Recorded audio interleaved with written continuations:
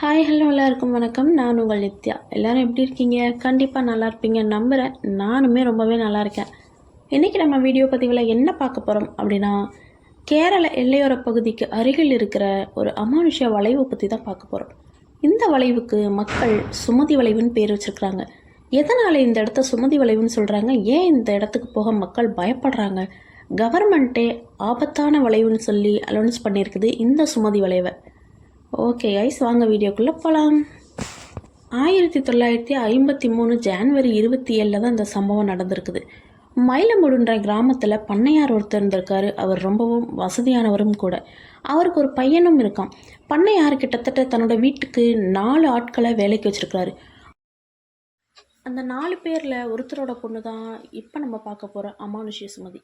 இந்த சுமதியை பற்றி சொல்லணும் அப்படின்னா, கிட்டத்தட்ட இந்த பொண்ணுக்கு 16 வயதாகுது. பருவநிலையில் தான் இருக்காங்க.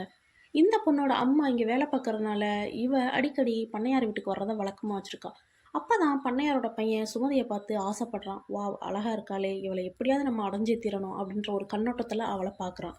ஒரு கட்டத்துக்கு மேலே சுமதி கிட்ட டைரெக்டாக போயிட்டு, இங்கே பாரு, நான் உன்னை லவ் பண்ணுறேன், நீ என்னை லவ் பண்ணுறியா, லவ் பண்ணணும் அப்படின்னு சொல்லியிருக்கான்.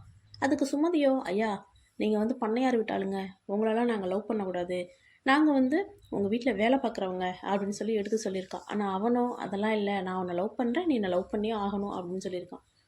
ஒரு கட்டத்துக்கு மேலே நீங்கள் ஏமாற்றிட்டீங்கன்னா என்ன பண்ணுறது அப்படின்னு அவன் சொல்லியிருக்கான். கட்டாயம் நான் உன்னை கல்யாணம் பண்ணிப்பேன், என் அப்பா அம்மா எகுத்து நின்று நான் உன்னை கல்யாணம் பண்ணுவேன் அப்படின்ட்டுருக்கான்.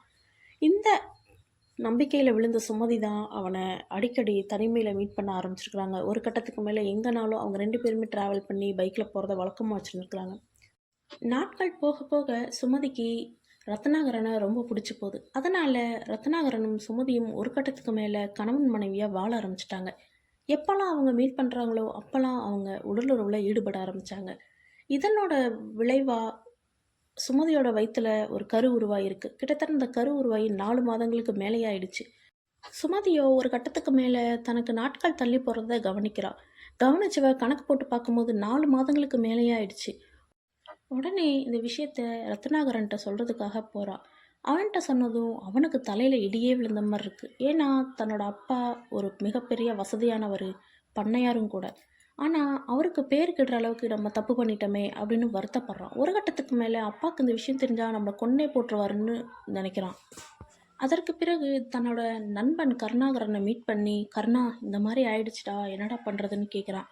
அதற்கோ கருணாகரன் என்ன சொல்கிறா அப்படின்னா, டே சுமதியை நைட்டு அந்த காட்டுக்குள்ளே வச்சு சோழியை முடிச்சிடலாம், அவளை நீ எப்படியாவது காட்டுக்கு கூட்டிகிட்டு வந்துரு அப்படிங்கிறான். உடனே ரத்னாகரனோ சுமதியை பார்த்து பேசுகிறான்.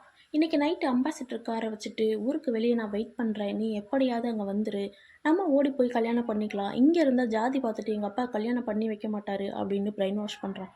ஒரு கட்டத்துக்கு மேலே சுமதிக்கு இதுதான் சரின்னு பட்டுது. அதனால் அன்றைய நாள் இரவு சுமதி அம்பாசிடர் காரை நோக்கி வர்றான். காருக்கு பார்க்கும்போது கருணாகரன், ரத்னாகரன் 2 பேருமே இருக்காங்க. இதில் ரத்னாகரனை தான் தான் காதலிச்ச பையன். அதனால் ரத்னாகரன் பக்கத்தில் போய் உட்கார்றா. கருணாகரன் தான் வண்டி ஓட்டுறான். வண்டி ஓட்டி வந்துக்கிட்டு இருந்தவங்க பல வளைவுகளை தாண்டி வந்துட்டாங்க.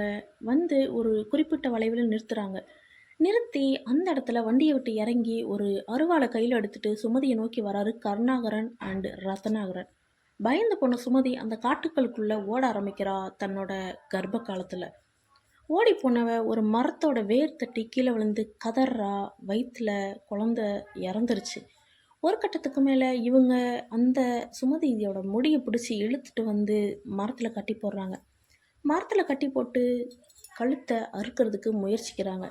சுமதியோ கதறா, எனக்காக இல்லைனாலும் என்னோட குழந்தைக்காக விட்டுறீங்க அப்படின்னு. அதுக்கு ரத்னாகரன் என்ன சொல்கிறான் அப்படின்னா, உன் வயிற்றில் இருக்க குழந்தை எப்பயோ செத்துருக்கும், இன்ன வரையுமா அது உயிரோடு இருக்கும் அப்படின்னு இழிவாக பேசுகிறான். அதற்கு பின்பு அவளோட கழுத்தை அறுத்துட்டு இவங்க அவளோட பாடியை அங்கேயே விட்டுட்டு போயிடுறாங்க.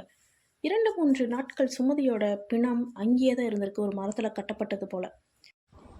ஒரு கட்டத்துக்கு மேலே அங்கே அந்த பகுதியை சேர்ந்த காட்டுவாசி மக்கள் அந்த பகுதியில் நடந்து போகும்போது பிணவாட அடைச்சிருக்கு. அப்போது அங்கே ஏதோ மிருகங்கள் செத்துருக்கும் போல் அப்படின்னு சுற்றி முற்றி பார்க்குறாங்க. பார்க்கும்போது ஒரு மரத்தில் கர்ப்பிணி பெண்ணோட பிணத்தை கட்டி இருக்கிறத பார்க்குறாங்க.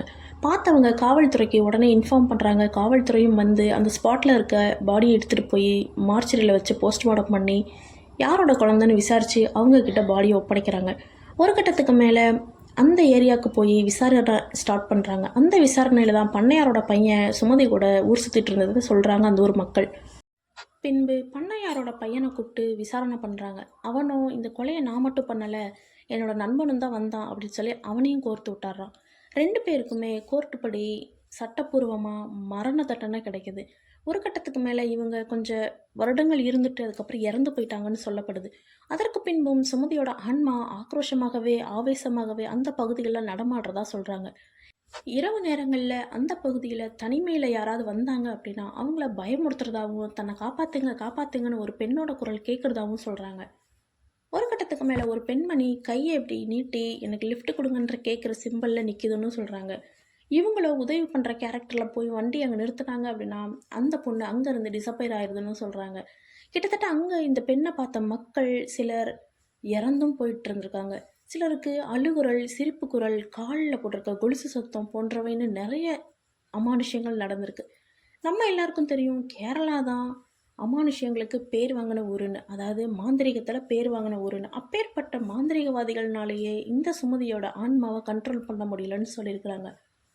ஒரு கட்டத்துக்கு மேலே கவர்மெண்ட்டே இந்த இடத்துல போகும்போது சேஃபாக போயிட்டு வாங்கன்னு சொல்லி மக்களுக்கு அந்த பகுதியை அபாயகரமான ஆபத்தான வளைவுன்னு சொல்லியிருக்கிறாங்க. கிட்டத்தட்ட இந்த சம்பவங்கள் நடந்து 60 வருடங்கள் ஆயிடுச்சு. 60 வருடமாகவே அந்த சுமதியின் ஆன்மா இன்னும் ஆக்ரோஷமாகவே இருக்குன்னு சொல்கிறாங்க. நம்ம தமிழ்நாட்டில் இப்போ நம்ம தெய்வமாக வச்சு வழிபடுற சில தெய்வங்கள் முன்னோர் காலகட்டத்தில் பேய்களாகவும் பிசாசுகளாகவும் இருந்ததாக சொல்லப்படுது.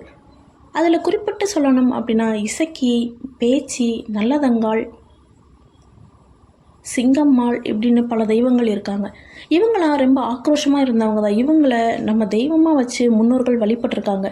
அதனால தான் இப்போ இவங்க தெய்வமாக நமக்கு அருள் பாலிக்கிறாங்க. எனக்கு தெரிஞ்சு சுமதியோட ஆன்மாவை இவங்க தெய்வமாக எடுத்து வழிபட்டு பூஜை புனஸ்காரங்கள் பண்ணியிருந்தாங்க அப்படின்னா சுமதியோட ஆன்மா கண்ட்ரோலுக்கு வந்திருக்குன்றது என்னோட கருத்து.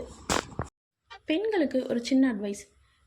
ஆண்களில் நண்பனாக இருக்கட்டும், காதலனாக இருக்கட்டும், யாராக இருந்தாலும் தன்னை தொட்டு பேசுகிற அளவுக்கு அலோவ் பண்ணாதீங்க. தன்னோட கழுத்தில் தாலி ஏறுற வர மற்ற பசங்களோட ரொம்ப பாண்டிங்கில் போகாதீங்க, பேசாதீங்க, பழகாதீங்க. ஏன்னா சுமதிக்கு நடந்த இந்த விளைவு நம்ம தமிழ்நாட்டில் எத்தனை பெண்களுக்கு நடந்திருக்குன்னு நமக்கு தெரியாது. பட் எனக்கு சொல்லணும்னு தோணுச்சு. சேஃபாக இருங்க, அவ்வளோதான். ஓகே காய்ஸ், இந்த பதிவு எனக்கு தெரிஞ்ச வரையிலும் நான் நல்லா தான் உங்களுக்கு எக்ஸ்பிளைன் பண்ணியிருக்கேன், ஸ்டோரியாக கொடுத்துருக்குறேன். நெக்ஸ்ட் ஒரு பதிவில் நான் உங்களை சந்திக்கிறேன். அதுவரையும் நான் உங்கள் நித்யா. நம்மளோட சேனலில் உள்ள ஸ்டோரிஸ் உங்களுக்கு பிடிச்சிருந்தது அப்படின்னா லைக் பண்ணுங்கள், ஷேர் பண்ணுங்கள், சப்ஸ்கிரைப் பண்ணுங்கள். கமெண்ட் பாக்ஸில் ஸ்டோரி எப்படி இருக்குன்னு கமெண்ட் பண்ணுங்கள். ஓகே காய்ஸ், பாய்.